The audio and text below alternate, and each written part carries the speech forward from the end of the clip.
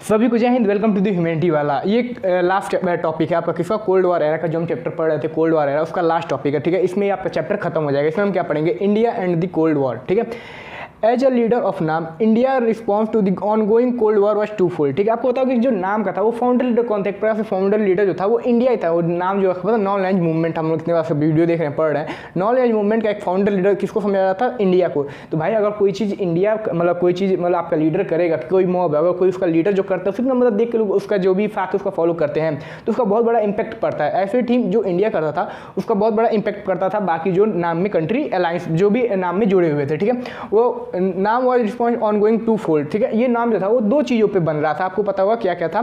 Eight one level it took a particular care in staying away from the two alliance. ठीक है, ये क्या कहता था कि जो दोनों अलायंस है, दोनों अलायंस कौन, आपको पता होगा कि यूएसए, ठीक है, और एक यूएसएसआर, जो दोनों अलायंस थे कोल्ड वॉर के टाइम में, उनको उनसे अलग रहता था, उनसे अलग रहता था। ठीक है, मतलब उनके अलायंस को ना ज्वाइन करता था। जो इन दोनों के अलायंस को नहीं ज्वाइन करना चाहते तो वो क्या कहते थे, नाम को ज्वाइन कर लेते ताकि ये दोनों इनको फोर्स करके इसमें ज्वाइन ना करवा सकें। ठीक है, second it raise its voice against the newly decolonised country becoming a part of these alliance. ये उनके खिलाफ आवाज़ उठाता था, उन कंट्री के खिलाफ जो हाल ही में डीकोलोनाइज हुई थी, यानी हाल ही में आज़ादी पाई थी। जैसे हम इंडियन आज़ादी पाए थे ब्रिटेन से, ऐसी बहुत सी कंट्री किसी न किसी कंट्री से आज़ादी पाए थे, लेकिन वो जो तुरंत डीकोलोनाइज हुई थी और तुरंत जा किसी न किसी कंट्री के अलायंस में जुड़ जाती थी, मतलब कि ये या तो यूएसएसआर या यूएसए का अलायंस ज्वाइन कर लेती थी, उनके खिलाफ थोड़ा आवाज़ उठाता था, बोलता था कि ये गलत है। ठीक है, क्यों, क्योंकि मान लीजिए अभी कॉलोनी सब खत्म हुई है, मतलब एक कोई आप पे रूल करता था, उससे आप फ्री हुए हैं, फिर आप किसी और में जाके जुड़ जा रहे, क्या पता आपको फिर उस पर रूल करने लगे। ठीक है,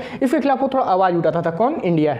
ठीक है, Indian policy was neither negative और नॉट पैसिव। इंडिया की जो पॉलिसी थी नाम वाला, वो ना ही नेगेटिव थी ना ही पॉजिटिव थी, ना ही ये किसी को इसको सपोर्ट करता था, ना ही ये इसको मतलब गलत बताता था। वो दोनों को बैलेंस बना के रखता था। कैसे, और ये भी नहीं था कि वो एकदम अलग था, जैसे मतलब ये कि हम अगर कुछ हो रहा है वर्ल्ड में तो उससे एकदम अलग। कैसे, आप समझिए, एच नेहरू जी जो हमारे फर्स्ट प्राइम मिनिस्टर भी थे, एच नेहरू जी रिमाइंड नाम was not a policy of feeling away like USA. जो नाम है वो एकदम मतलब आइसोलेट होना नहीं है, मतलब एकदम न्यूट्रल रहना या फिर आइसोलेट करने का। कैसे, जैसे यूएसए की जो लड़ाई चली थी, यूएसए अमेरिका की, कि वो अपने जब उनकी लड़ाई चली थी वो एकदम दुनिया से अलग हो गए थे, उनसे कोई मतलब ही नहीं था, मतलब बाहरी दुनिया से कोई मतलब नहीं था। वो अपने आप को आइसोलेट कर लेते, अपने में करते थे, अपने में समझते थे, दूसरे लोग से कोई मतलब नहीं रखते थे। लेकिन नाम ऐसा नहीं था, वो वर्ल्ड अफेयर में पार्टिसिपेट करता था बिना इन दोनों के अलायंस को सपोर्ट किए, मतलब ज्वाइन किए, सॉरी सपोर्ट नहीं, ज्वाइन किए हुए। कैसे, like Indian diplomats and leader were communicate and mediate to Korean war. जैसे जो मान लीजिए अब जो भी दो कोरियन जो देश थे, एक पगला का नॉर्थ कोरिया का और एक साउथ कोरिया, इनमें जो लाइब्रेरी थी, इनमें जो लड़ाई चल रही थी, उनको मीडिएट करते थे, जो लीडर थे वहाँ जाके बात करते थे और इसको सुलझा देते थे। तो भाई कहाँ आइसोलेट है, सुलझाने का ये मतलब है कि आप उसमें पार्ट ले रहे हो, उसमें हिस्सा ले रहे हैं। ठीक है, इनकी राइवलरी को कम करवाता था, इनकी जाके बात करके सुलह करवा देता था। ठीक है, तो वो एक्टिव रोल प्ले कर रहा ना, वो किसमें एक्टिव रोल किसमें प्ले कर रहा है, वर्ल्ड अफेयर में। वर्ल्ड अफेयर में कौन प्ले कर रहा है, नाम एक्टिव रोल प्ले कर रहा है। ठीक है, इंडिया देखिए, India try to active those international organisation which were not part of the alliance. ठीक है, इंडिया उन एक्टिव और इंटरनेशनल ऑर्गेनाइजेशन को एक्टिव करता था जो ना ही यूएसएसआर को ज्वाइन किए थे और ना ही यूएसए को। उन दोनों जो भी इंटरनेशनली ऑर्गेनाइजेशन थे और इन दोनों को नहीं ज्वाइन किए थे, उनको एक्टिव करता था, उनको थोड़ा सा जागरूक करता था। ठीक है, अब आप पढ़ते हैं कि Nehru wants a cooperating nation. Nehru जो थे वो चाहते थे कि जितने भी पुअर कंट्री है, जो भी डिकोलाइज, सब एक दूसरे को कोऑपरेट करें। यहाँ पे जो भी जितनी भी हर कंट्री है वो एक दूसरे को कोऑपरेट करे, एक दूसरे का साथ दे, ताकि हर कंट्री हर कंट्री आराम से आगे बढ़ सके, ताकि ट्रेड भी बढ़िया हो और एक दूसरे की बेनिफिट ज़्यादा मिले। ठीक है, NAM served India very directly into two ways. जो नाम था वो इंडिया को ही बेनिफिट दिया था दो वेज में। कैसे, अब आगे पढ़ते हैं। ये नहीं था कि मतलब नाम से केवल कोई फायदा नहीं था, केवल इंडिया जैसे जाके मीडिएटर का काम करता था, सुलह करवाता था, इंडिया को उससे कोई फायदा नहीं था। इंडिया को भी फायदा था। अब क्या फायदा था, अब आगे देखते हैं। NAM allowed to take international decision. ठीक है, नाम जो था वो इंडिया को थोड़ा पावर दिया इंटरनेशनली डिसीजन लेने वाला, वर्ल्ड में थोड़ा डिसीजन ले। हमारे दो देशों के बीच में जाके, ये छोटी मोटी लड़ाई नहीं भाई, अगर दो देश लड़ रहे हैं उसमें आप जाके बात रख रहे हैं, आपकी कोई बात मान रहा है तो एक बहुत बड़ी बात हो जाती है। ठीक है, और आप हाल ही में भी डिकोलोनाइज हुए, मतलब आप भी एक मतलब हम भी एक तो स्लेव ही थे, मतलब स्लेव ही थे, समझिए किसके, ब्रिटेन के, मतलब ईस्ट इंडिया कंपनी हम पे रूल ही करती थी। ठीक है, लेकिन आप भी तुरंत अभी डिकोलोनाइज हुए हैं, लेकिन उस डिकोलोनाइज होने के बाद ही आपकी कोई बात मान रहा है, कोई कंट्री मान रहा है, तो बहुत बड़ी बात हो जाती थी। इसकी वजह से वो इंटरनेशनल डिसीजन ले पा रहा था, किसकी वजह से, नाम में, क्योंकि नाम एक बहुत बड़ा संगठन हो गया था और सब पे इसका फोकस था, वो लोग इसको बहुत मानते थे, नाम को रिस्पेक्ट देते थे। ठीक है, and stand that serve its interest rather than other. जो वो था, अब वो ना ही इसके हिसाब से चलता था और ना ही यूएसएसआर के हिसाब से चलता था, जो नाम की वजह से ना ये इसका मानता था ना ही यूएसएसआर मानता था। वो अपना इंटरेस्ट से जो भी सोच करता था वो अपने हिसाब से करता था। नहीं तो अगर जो एकदम कमजोर रहता था या तो इसके हिसाब से चलना पड़ता या फिर इसके हिसाब से चलना पड़ता, ठीक है। लेकिन इन दोनों को अवॉइड करके वो अपने हिसाब से चलता था। कौन? इंडिया, ठीक है, पहला हो गया। दूसरा क्या था? Second, India was often to able to balance one super power against the other. जो इंडिया था वो दोनों सुपर पावर को बैलेंस करके रखता था, ठीक है, एक दूसरे के खिलाफ अपने एक दूसरे को अपने हिसाब से बैलेंस करके रखता था। कैसे?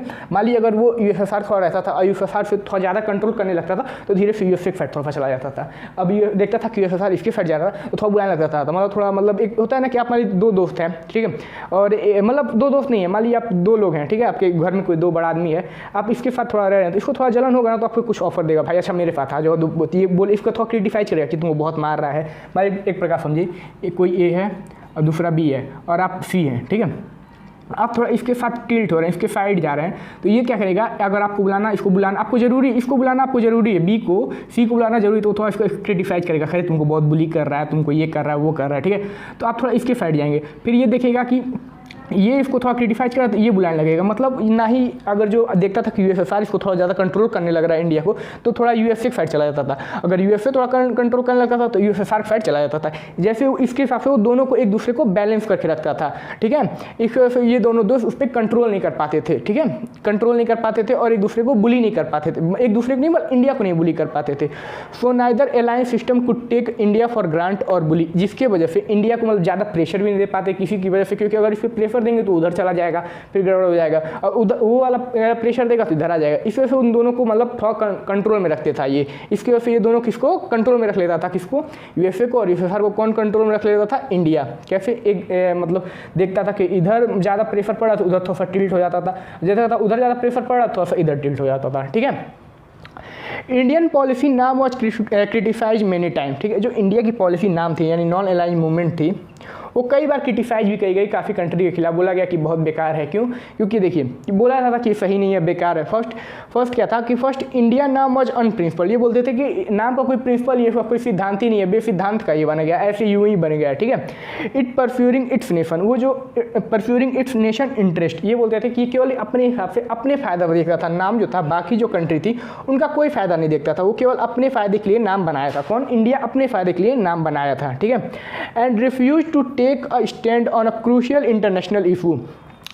जो नाम था मतलब अगर इसके वजह से वो क्या इंडिया क्या करता था कि मतलब कोई भी अगर जो देश में कुछ चल रहा है, कोई क्रूशियल मतलब कोई बात समझिए, कोई महामारी, कोई दिक्कत हो गई है पूरी इंटरनेशनल इशू में, इंटरनेशनली कोई इशू हो रही है, तो उसमें इंडिया स्टैंड नहीं लेता था, उनसे दूर रहता, कहता था हमसे कोई मतलब नहीं है। इस पर ये ब्लेम किया गया था, ठीक है, ब्लेम किया गया था, लेकिन ये गलत था, ठीक है, आपको पता क्योंकि भाई रोल तो प्ले कर ही रहा था, लेकिन इसको क्रिटिसाइज करने के हिसाब से ये बोला गया था कि ये मतलब कोई स्टैंड नहीं लेता है इंटरनेशनली और कोई मतलब काम नहीं करता, सबसे दूर रहता है, ठीक है। दूसरा क्या बोला गया था? Indian NAM said not to join any alliance. India जो नाम था आपको पहले पता था, वो बोलता था कि ना यूएसएसआर को ज्वाइन करिए और ना यूएसए को ज्वाइन करिए। And he signed the treaty of friendship of 20 year with USSR in 1971। इसमें बताया गया, नाम आपको पता होगा क्या बोलता था कि आप ना यूएसए को ज्वाइन करिए ना यूएसएसआर को ज्वाइन करिए, और खुद इंडिया जाके अपने किससे ज्वाइन फ्रेंडशिप और ट्रीटी किससे कर लिया था? यूएसएसआर से।